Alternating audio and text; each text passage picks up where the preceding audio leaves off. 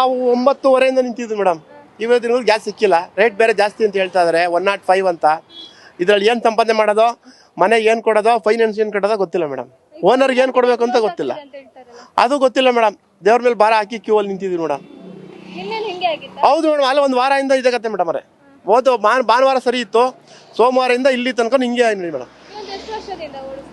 ನಾವು ಅಲ್ಲಿ 22 ವರ್ಷ ಆಯ್ತು ಮೇಡಮ್ ಆಟೋ ಓಡಿಸೋ ಸ್ಟಾರ್ಟ್ ಮಾಡಿ. ಅವತ್ತಿಂದ ಯಾವ ಸಮಸ್ಯೆನೂ ಆಗಿರಲಿಲ್ಲ. ಕರೋನಾ ಟೈಮಲ್ಲೂ ಇಂಥ ಸಮಸ್ಯೆ ಬಂದಿಲ್ಲ, ಇವಾಗಲೇ ಬಂದಿರೋದು ಮೇಡಮ್. ಅವರೇ ಹೋಗಿದ್ವಿ ಮೇಡಮ್, ಅಲ್ಲಿ 2-3 ಸಲ ಹೋಗಿದ್ವಿ. ಫಸ್ಟ್ ಬ್ಲಾಕಲ್ಲಿ ನಿಂತಿದ್ವಿ, ಗಲಾಟೆ ಮಾಡಿದ್ರು, ಗ್ಯಾಸ್ ಬಂಕ್ ಇಲ್ಲ ಅಂದ್ಬಿಟ್ಟು ಕ್ಲೋಸ್ ಮಾಡಿದ್ರು. ಅವಾಗ ಮನೆಗೆ ಬರಲೇಬೇಕು ಮೇಡಮ್. ಅವರೇ ಮೇಡಮ್ ಇದೊಂದೇ ಮೇಡಮ್. ಅವರೇ ಇವಾಗ ನನಗೆ ಗೊತ್ತಿರೋ ಪ್ರಕಾರ ಮೂಡ್ಲಿಪಾಳ್ಯದಲ್ಲಿ ಕಲ್ಯಾಣ ನಗರದಲ್ಲಿ 4 ಗಂಟೆ ಮೇಲೆ ಕೊಡ್ತಾರಂತೆ. ಇವಾಗ ಅಲ್ಲೋಡ್ ಆಗ್ತಾ ಇದೆ. ಅದು ಬಿಟ್ಟರೆ ಈ ಬೇರೆ ಎಲ್ಲೂ ಗೊತ್ತಿಲ್ಲ ಮೇಡಮ್ ನನಗೆ. ಇಲ್ಲೊಂದು ಕಡೆ ಕೊಡ್ತಾ ಇರೋ ನಿನ್ನೆ ರಾತ್ರಿ ಮಾಗಡಿ ರೋಡ್ ಪೆಟ್ರೋಲ್ ಬಂಕಲ್ಲಿ. ಅದು ಬಿಟ್ಟರೆ ಎಲ್ಲಿ ಅಂತ ಗೊತ್ತಿಲ್ಲ ಮೇಡಮ್. ಯಾವುದು ಮೇಡಮ್? ಗ್ಯಾರಂಟಿ ಯೋಜನೆ ಗೊತ್ತಿಲ್ಲ ಮೇಡಮ್, ನಮಗೇನು ಸಿಗ್ತಾ ಇಲ್ಲ. ಗಂಡಸರಿಗೆ ಏನು ಕೊಟ್ಟೇ ಇಲ್ಲ. ಅದು ನಮ್ಮ ಮಿಸಸ್ ಬರ್ತಾ ಇದೆ, ಅದರಲ್ಲೂ ಸರಿಯಾಗಿ ಬರ್ತಾ ಇಲ್ಲ ಮೇಡಮ್. ಹೋದ ವರ್ಷ ಫೆಬ್ರವರಿ ಮಾರ್ಚ್ ದುಡ್ಡೇ ಹಾಕಿಲ್ಲ, ಯಾರು ಕೇಳ್ತಾ ಇಲ್ಲ. ಇವಾಗಲೂ 3 ತಿಂಗಳಿಗೂ 6 ತಿಂಗಳಿಗೂ ಒಂದ್ಸಲ ಹಾಕ್ತಾರೆ ಮೇಡಮ್. ಏನೂ ಇಲ್ಲ ಮೇಡಮ್, ಸರ್ಕಾರದವ್ರು ನಡ್ಸೋಕೆ ಆಗಿಲ್ಲ ಅಂದರೆ ರಾಜೀನಾಮೆ ಕೊಟ್ಟು ಮನೆಗೆ ಹೋಗ್ಲಿ.